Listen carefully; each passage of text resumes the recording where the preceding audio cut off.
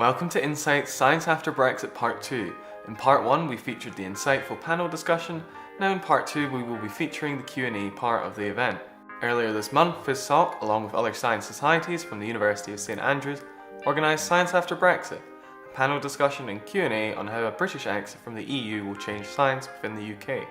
Principal and Vice-Chancellor of the University of St Andrews, Professor Sally Mapstone, moderates her panel of experts consisting of Rector of the University of St Andrews and Labour Party MEP Catherine Styler, the President of the European Association for Chemical and Molecular Sciences and St Andrews Emeritus Professor, Professor David Cole-Hamilton, the Director of Scientists for Britain and UKIP Parliamentary Candidate, Professor Angus Dalgleish, and the Programme Director of Scientists for EU, Dr Mike Galsworthy. Our panel discusses the effects Brexit might have on students, scientists and the public. Also discussed are the effects on the current largest EU research and innovation programme, Horizon 2020, which provides funding to an extensive range of scientific endeavours. Will the government prioritise science research and education post-Brexit? Will they continue to financially support researchers within the UK? And will large-scale collaborations with EU countries still be possible? These are some of the issues pertinent to our country's future, and through the panel we hope to address some of these questions. We would like to thank Michael Williams from FISSOC for leading the organising of this fantastic panel discussion and all other societies involved in organisation. Enjoy listening!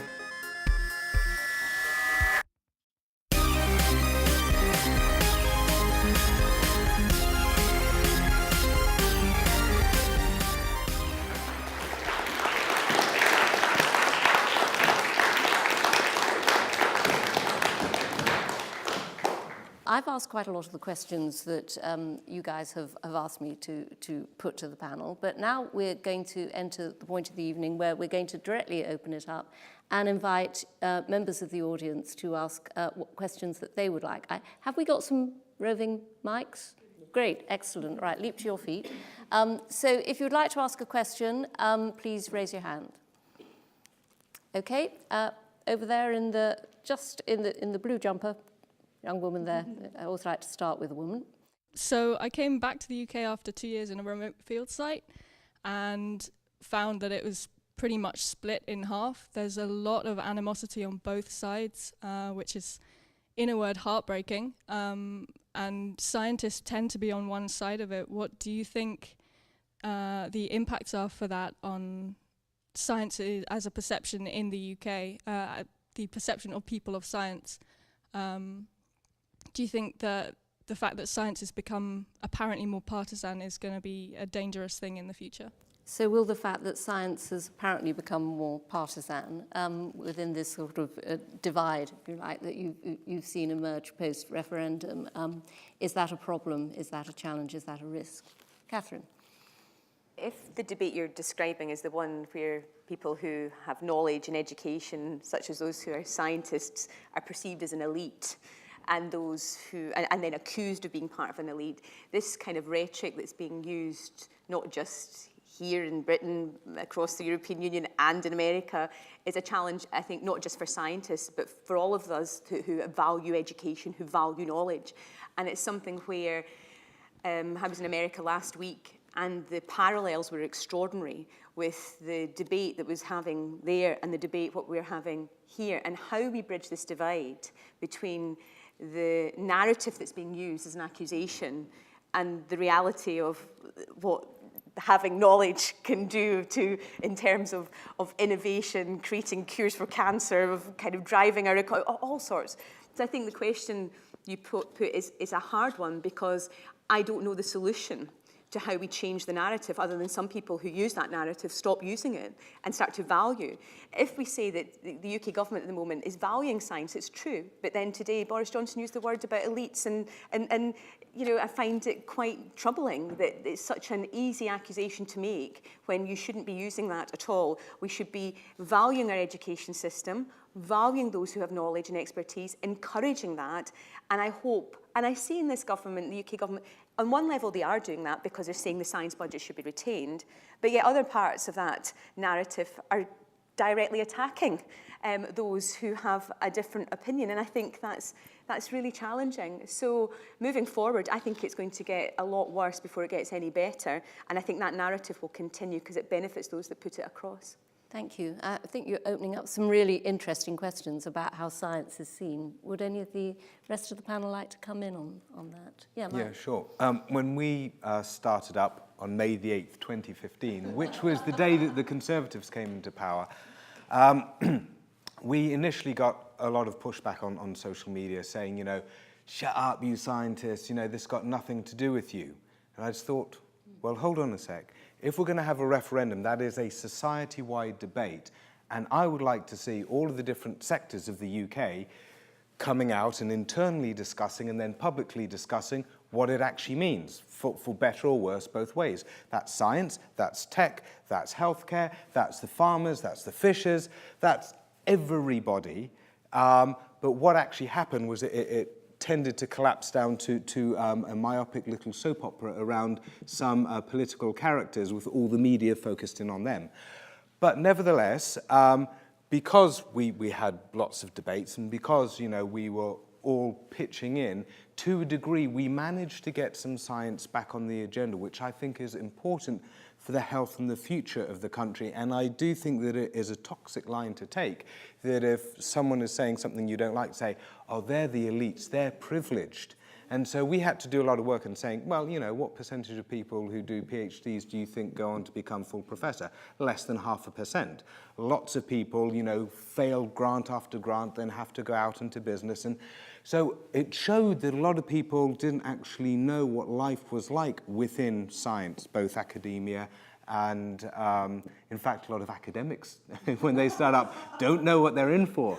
But this is why we shouldn't be sequestered away from society in our little labs, but rather should re-engage so people understand where we're coming from. And they are facing the same challenges in the US for exactly the same reasons, which is when they're having all their science marches now, they are taking on this big toxic attitude that many people have towards scientists because they don't know scientists, they don't engage with scientists. They know scientists in the US vote 93% Democrat, so there is a real cultural divide there. And with these science marches, some of the initial organizers were starting to, you know, chuck in a lot of the lefty package with it. And it came up in a lot of articles quite quickly, guys, maybe we shouldn't be doing this. Maybe we should make it just about facts. Left wing, right wing, doesn't matter. This is about what we can provide to society, jobs and facts and analysis.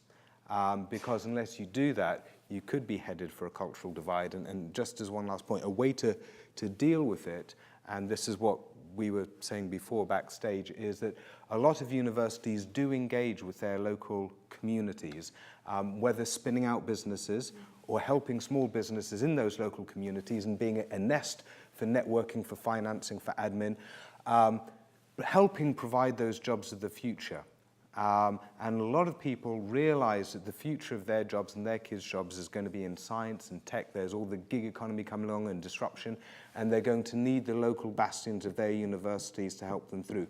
Once you forge that connection between local communities and their universities, and they understand that the universities need to be networked, need to be drinking in the talent and investment that then gets channeled into their local communities, we can start to be more cohesive like that. And I think that's very important to do for the health of our whole society, because communities have left behind, and you don't want them to be tech left behind as we go forward, because that will cause more problems on top of what we've seen at the moment. Thank you, great. And Mike obviously reminds us here that when we're thinking about science these days, we're thinking in very often, we need to think in very broad and interdisciplinary terms. So biotechnology, for example, a really important area in which Scotland has a big innovation centre, as I was in the process of discovering only last night. Okay, thank you for that question, and let's have another question. Please raise a hand. Yep. Just behind you there. Thank you. I've been really reassured by what you said about the government promising that the funding will stay the same. But in a society where at the moment promises are fairly cheap in some respects, and especially going forwards in an attitude which is possibly fairly anti-elite, as was said there, how much should we trust this to say, which is ultimately only affecting a small proportion of the people. How much should we feel reassured by the sentiments which have been stated? So how confident should we be? How reassured should we be? David, you want to come in? I don't think we can ever be reassured by anything like that, but I do think that there is some evidence that things are not as bad as they could be from the point of view of the way the government's behaved before we had this vote. So the learned societies, led by the Royal Society, have lobbied continuously to the government, and it happens in Scotland as well, to persuade the governments that the economy will develop as a result of science and technology and innovation. And they have listened, and if you look at the way the science budget has gone, it has not dropped down as much as a lot of the other budgets. There's been protection for it. And indeed, recently there's been this 4.7 million that was in the autumn statement, which appears to show that the government is serious about science. So, I mean, I wouldn't trust most of the people in this government at all, but I mean, there is evidence, I think, that they are listening to the arguments we're making. And if I can just come back to the first question, I don't think scientists are trying to keep the gap open. They're just trying to make sure that the country still runs after it all happens. Mm-hmm. Mm-hmm. Do you want to come in at all on that? Serious about science? I would agree with you. I think that the government does understand. And you see, I've got this report I was reading through. I was quite surprised that they acknowledged that they had so much input from every vice-chancellor, every head of a research council, and they really did state, and certainly the House of Lords one, which doesn't necessarily mean government, of course, that it basically took all those on board and just said how important it was for science, at the end of the day, the economy. And the economy is getting incredibly important. If you're a government and your economy crashes, you don't have much to govern. And you've got a lot of very upset people if that happens. So I think that they do see that. And just look at our history. Well, actually, very interestingly, just look at the history of Scotland, science and innovation. For a small nation, it produced the most incredible number of innovators in the world. I mean, from steel, telephones, steam engines. I mean, it just goes on. Macadam, Dunlop, all these made incredible inventions from such a small community. Logie Baird. I mean, the list goes on and on and on.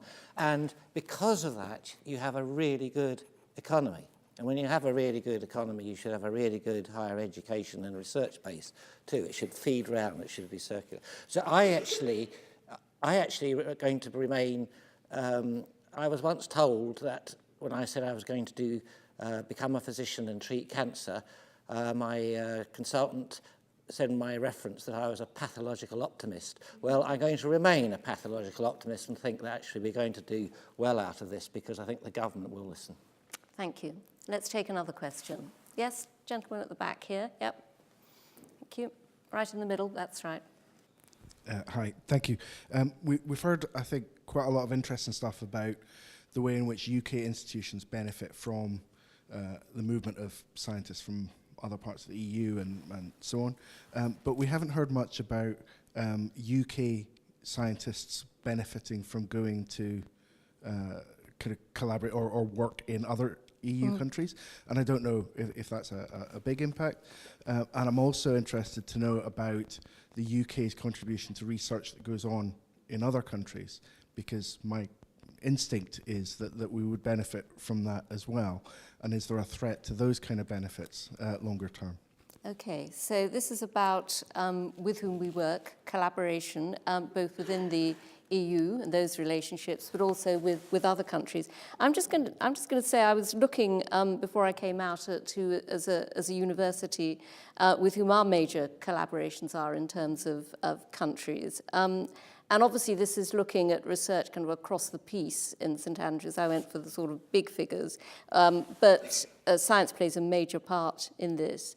And if I give you just the sort of the top countries, for us they're the USA, France, Spain, Germany, Australia, Canada, Italy, Switzerland. And after that, I can't read my writing. But that gives you a bit of a flavour, and it actually kind of chimes with the sort of thing that David was talking about earlier. So when we think of the potential for collaborations and the continuation of existing relations or the development of new ones, both within and out with Europe, where should we be looking? I think, you were asking about what happens with people who go out. I think one of our problems is a lot of us don't speak another language, so we tend to go to America or Canada rather than to countries where they don't speak English. But I think I hope we can still look to Europe, because I think there are fantastic scientists in Europe. The European community produces massive amounts of excellent science, largely because we have these processes which allow us to collaborate. At the moment, we don't have easy ways of collaborating with people from the United States and from Australia and so on. If we can improve that, that would be a good thing, I think. And I think if we can have better collaborations where we have proper funding. I wanted to collaborate with somebody from America. I couldn't get any money to do it because there just wasn't a scheme that fitted. I want to do something similar with somebody in Europe. Well, I could apply. I don't necessarily say I got the money, but I know I've got some money from that. And Japan is also very, very important. Now, it's a little bit easier. There's some Japanese funding schemes which do allow some collaboration. So we should be looking at the people who are our peers, the people who are at the same level as us intellectually and scientifically. And China will be another one that will become extremely important. Yeah, striking. That's an absence at present on our list, but I think you're absolutely right. There is no doubt about that whatsoever. Yeah. Let's take another question. There's a young woman just at the back there.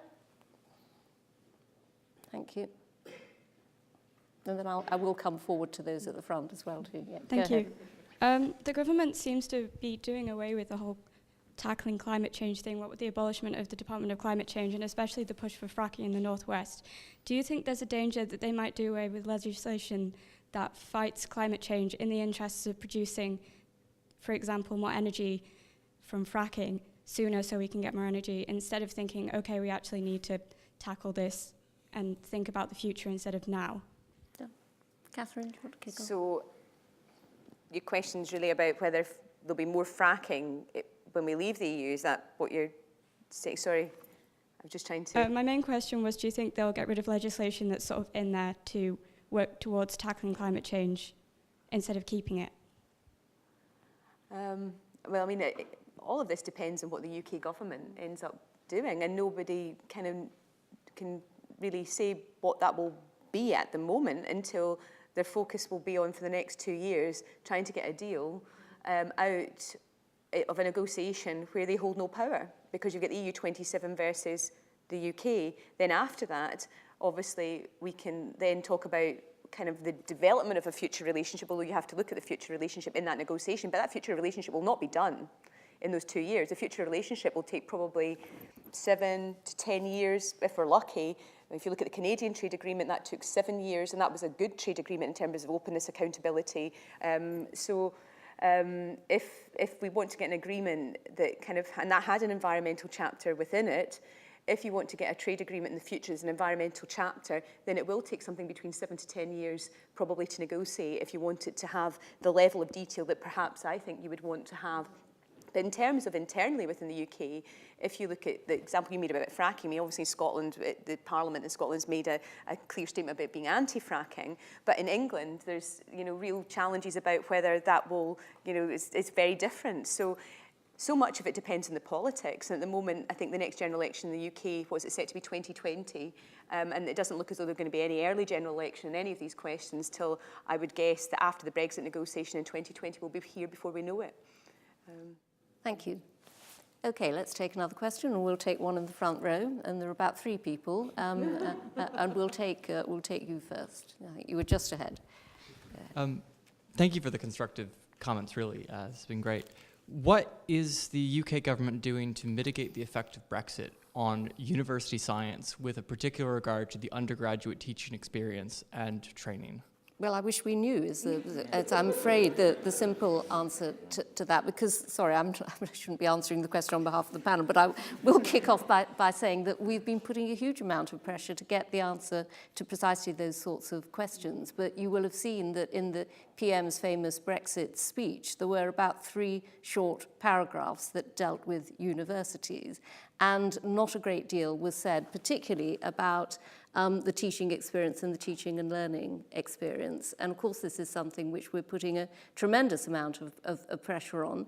But actually, most of the statements that we've seen have been in relation to research. That's very important, obviously, to secure the future funding.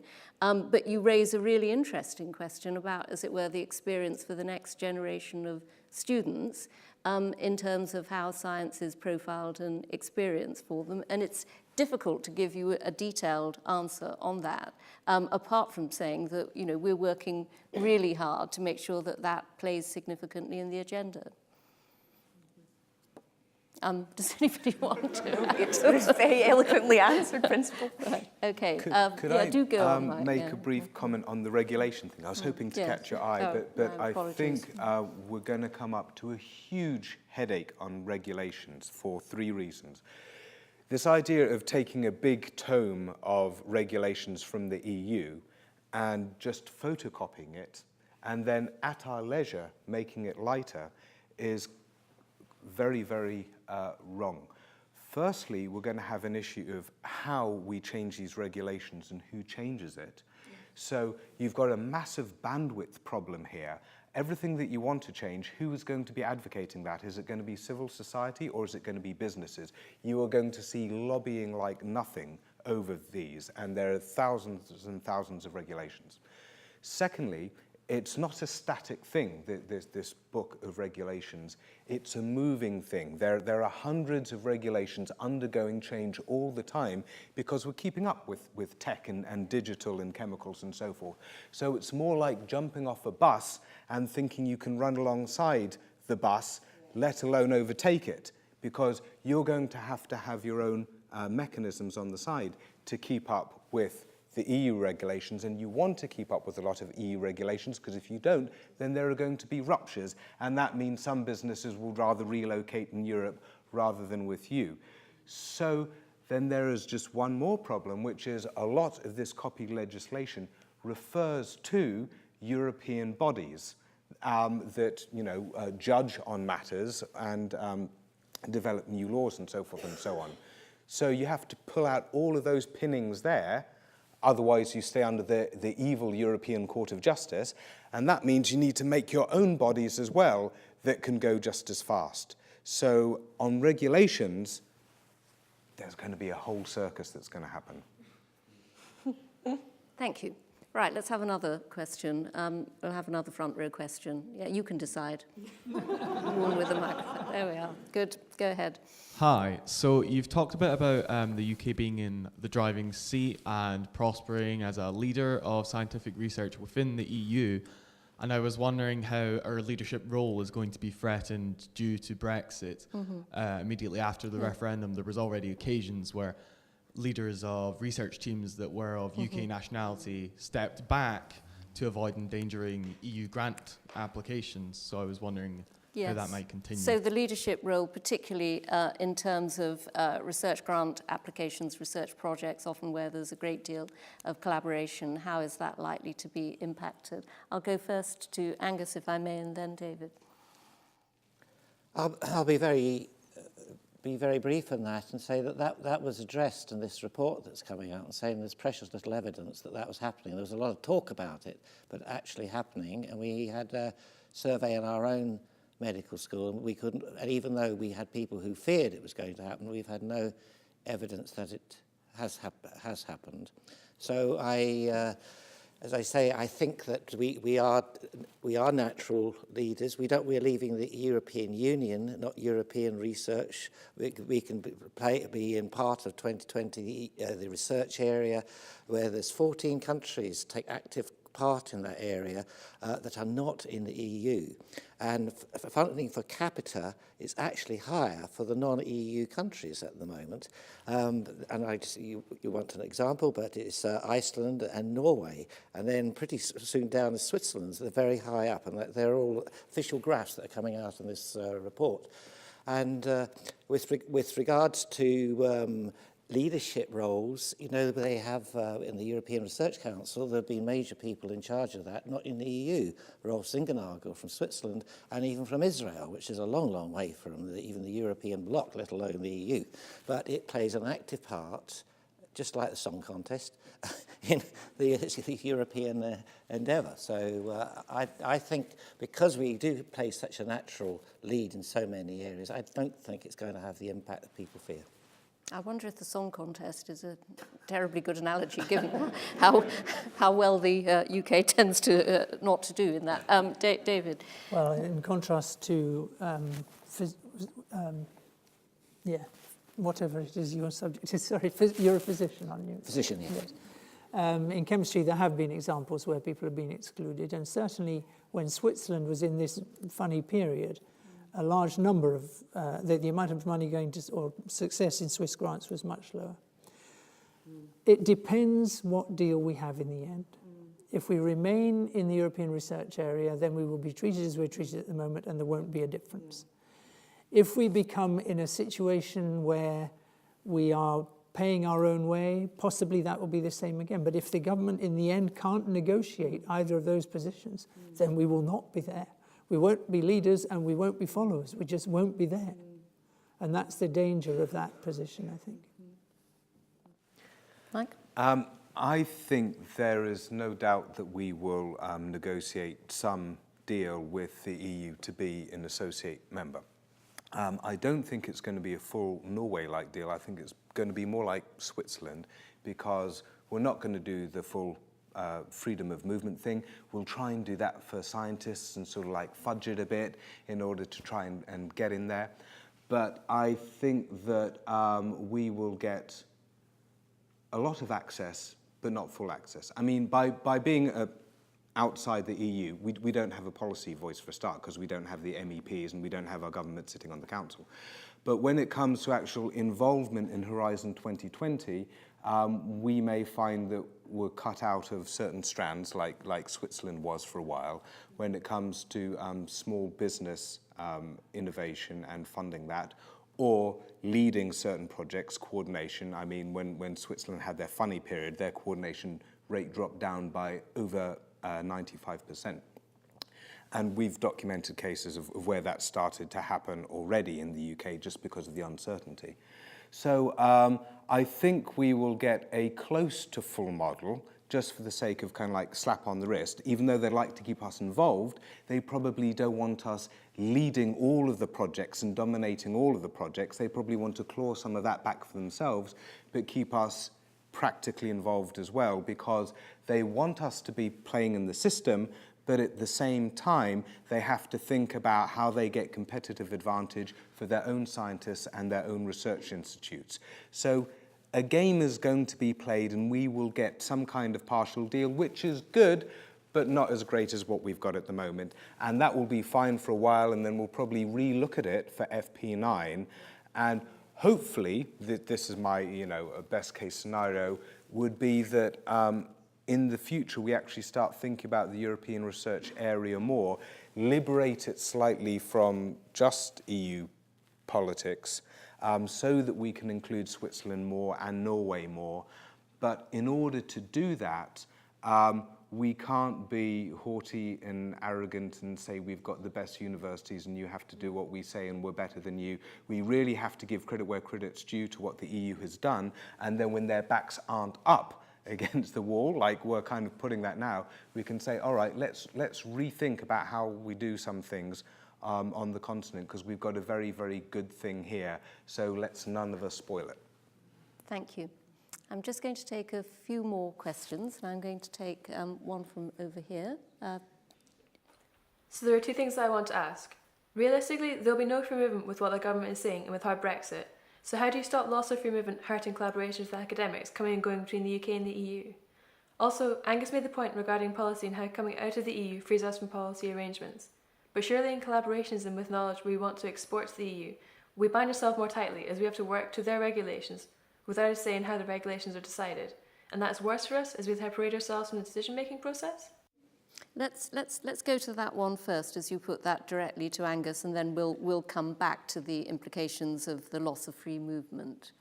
So this was a question about, as it were, and nonetheless ending, because of the continuation of regulation, having to abide by regulations nonetheless, if you like, which we ourselves have not, as it were, are not implicated in the creation of. And isn't that still, if we want to interact with our European partners, going to cause us issues?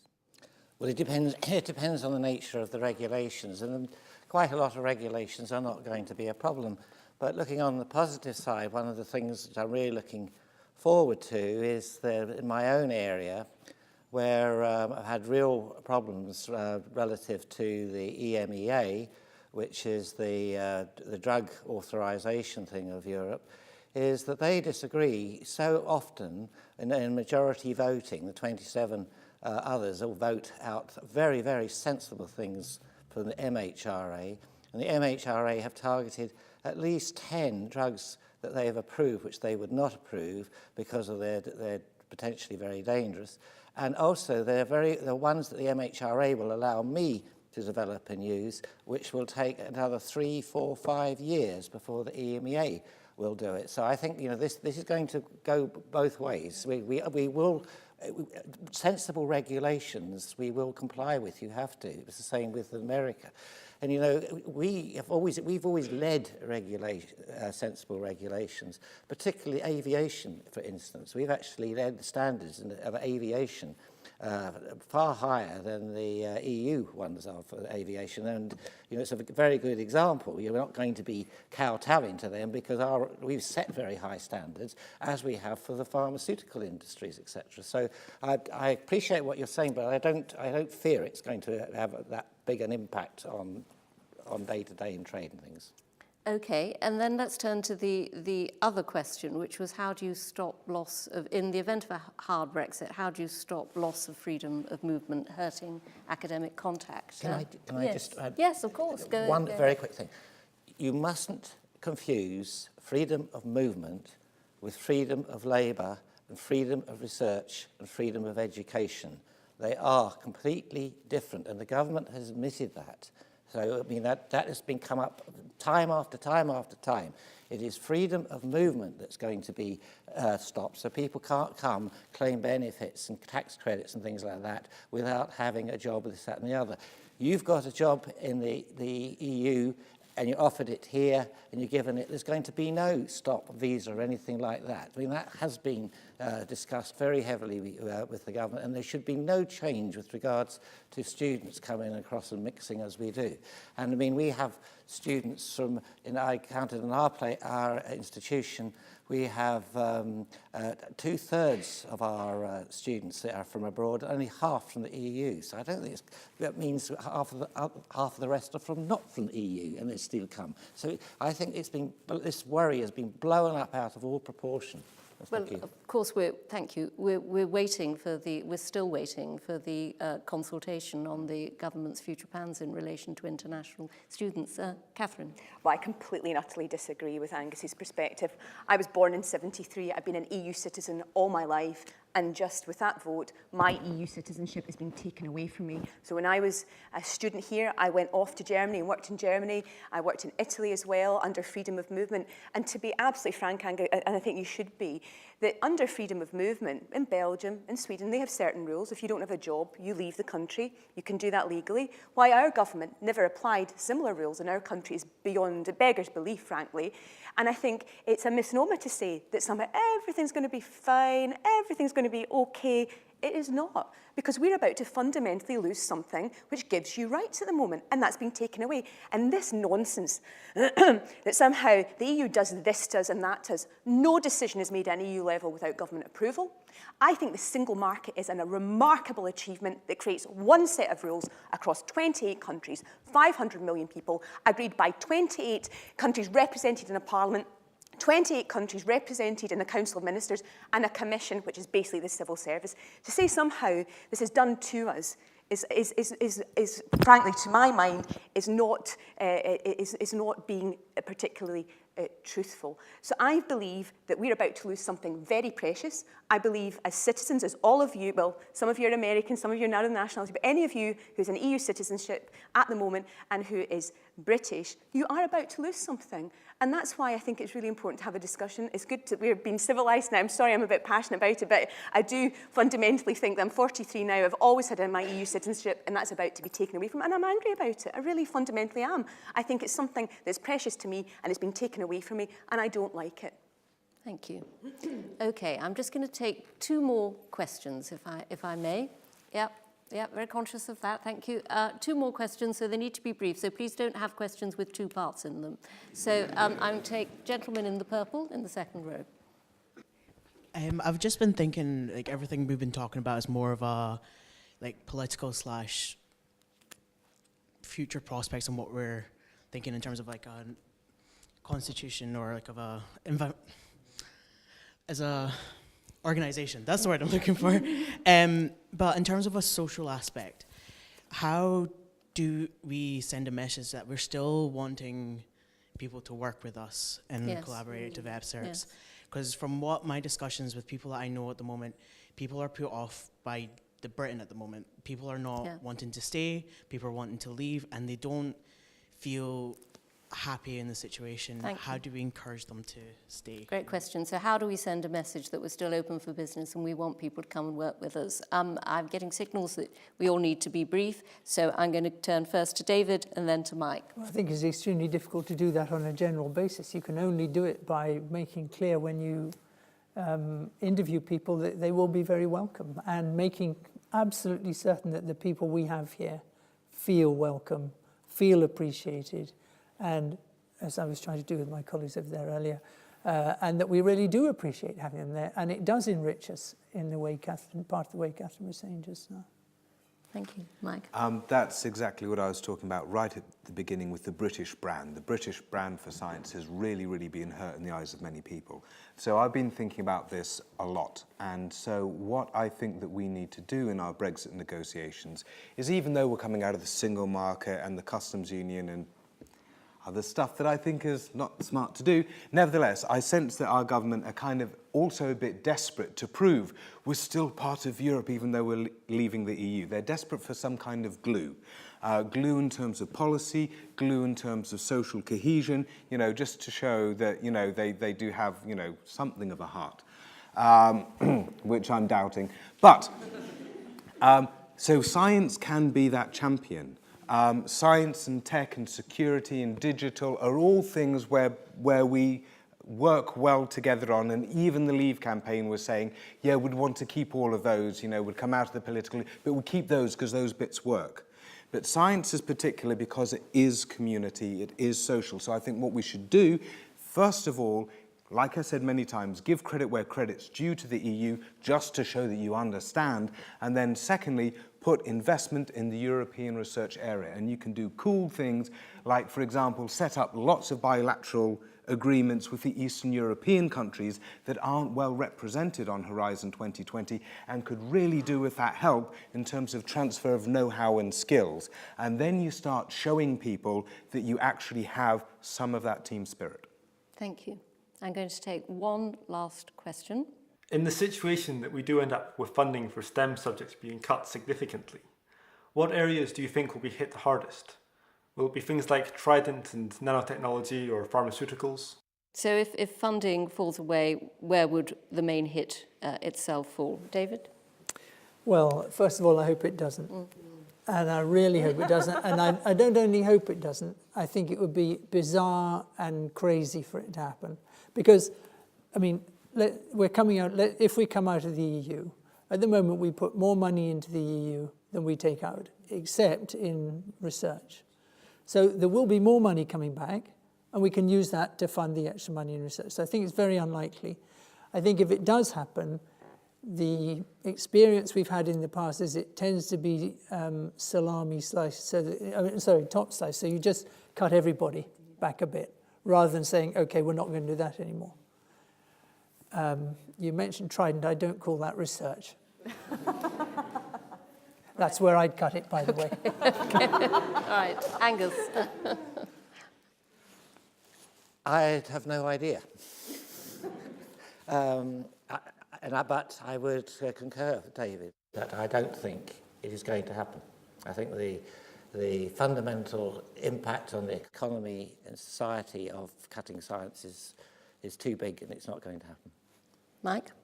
I think there are a lot of people who are actually mapping exactly that right now to actually see what we're getting on a national level versus what we're getting on the international level, and they will try to plug those gaps. Where I think they might miss it is actually on the funding that goes into a lot of small innovative businesses, because they don't understand the rich ecosystem that is feeding in at the moment. And I think our British Business Bank, which has been set up recently to try and fulfill some of that function, is too small to do what the European Investment Bank, the Juncker Plan, the European Investment Fund, and a suite of others have all been doing for years. So I think that one's going to be sputtering at first, and we're going to slow on innovation at that small level.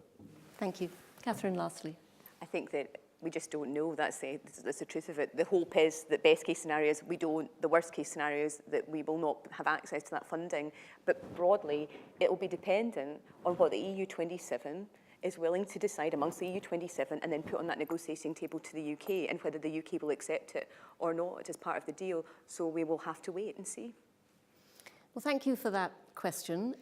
Thank you for all of your questions. And I know you're going to want to join with me to thank our panel for a really constructive, civilized, wide-ranging conversation. And this is a conversation that people who are serious about science are going to want to continue, and we will certainly try to continue it here. So please join with me in thanking our panel.